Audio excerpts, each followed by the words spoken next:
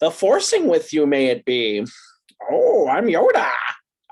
Sorry, I had to do my best Yoda impersonation as I jump into this module.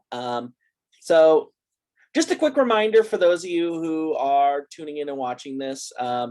If you haven't begun working on your course project, now is the time to do it. So for those of you who are doing the project, just a friendly reminder, you're supposed to come up with 2 lifestyle changes, 2 things that you're going to do to change your lifestyle. And for this week, you're going to do those 2 changes for 2 days. So let's say your lifestyle changes are to not drive and eat vegetarian. On both of those days, you would do both of those things. So you wouldn't do one on one and one on the other. You would do them both together on each of the days.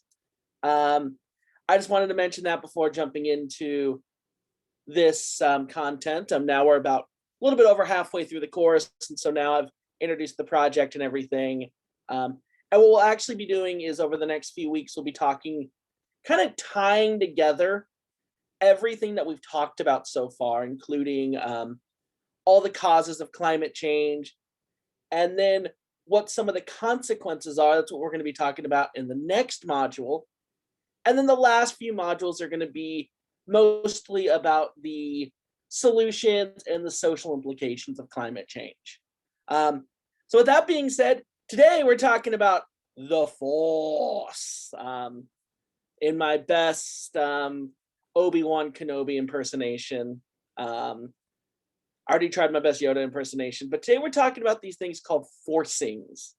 And basically what this is we're actually going to take everything we've covered in this class so far and sort of package it up into one neat little package.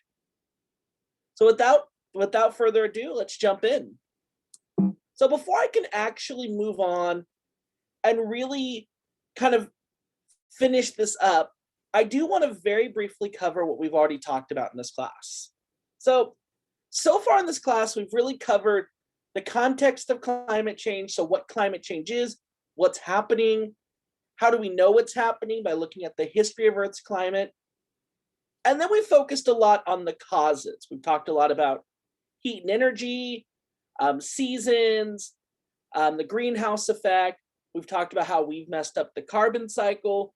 And then we've also talked a bit about natural causes of climate change. What we're going to talk about this week, picking up from that, is some additional human actions that have caused warming. So far, the natural stuff we've talked about has included things such as changes to incoming solar radiation. And a few of those changes include things such as the solar cycle, which, if you don't remember, that is the cycle that the sun goes through in terms of the number of sunspots and the intensity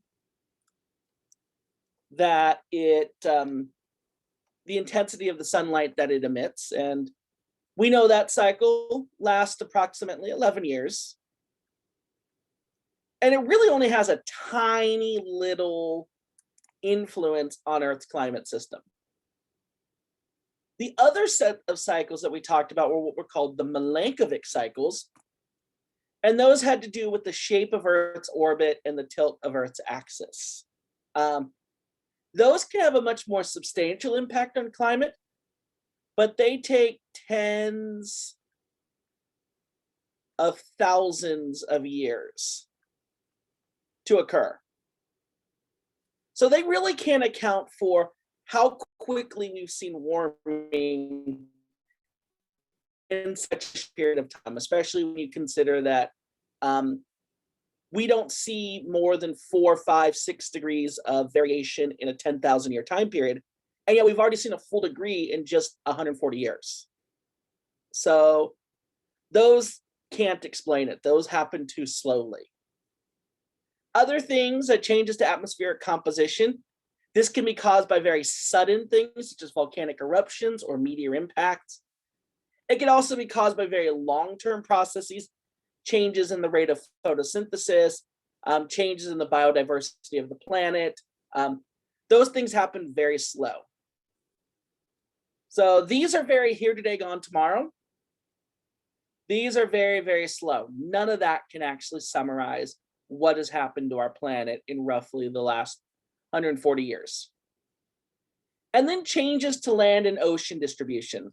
Here I'm talking about plate tectonics, the idea that Earth's continents are constantly shifting, their shapes are changing, their sizes are changing, their locations are changing.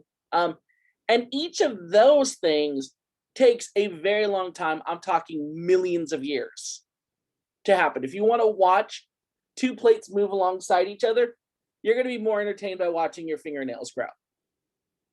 So unfortunately, that doesn't do it either.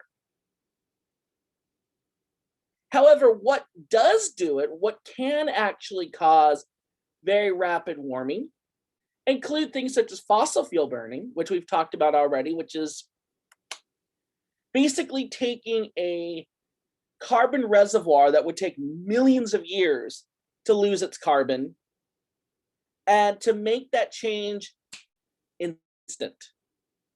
The other thing that we can do is changing our land usage, changing how we use our land surface. So we may not be able to change the distribution of land, but we can change what the land is covered with. So for example, taking a heavily dense forest and clearing that out and replacing it with cattle pastures. That can have a big impact on that location's climate.